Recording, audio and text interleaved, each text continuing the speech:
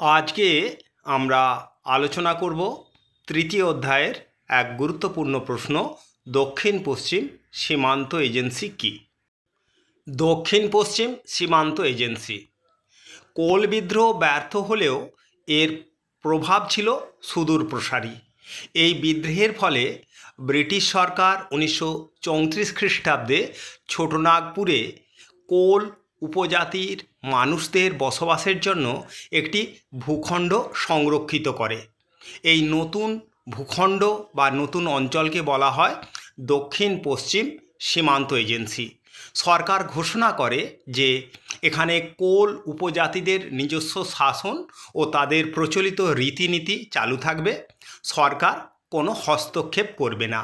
এছাড়া জমি হস্তান্তরের উপর নিষেধাজ্ঞা জারি করা হয় এবং উপজাতি গ্রাম প্রধানদের জমি ফিরিয়ে দেওয়া হয়। এবার দেখে নাও এই কোল বিদ্রোহের এলাকাটি মানচিত্রে। প্রথম ভারতের মানচিত্রে দেখানো হয়েছে কোল বিদ্রোহের এলাকা এবং ডান দিকের মানচিত্রে দেখানো হয়েছে ওই কোল বিদ্রোহের এলাকাকে কেন্দ্র করে গড়ে ওঠা দক্ষিণ পশ্চিম সীমান্ত এজেন্সি।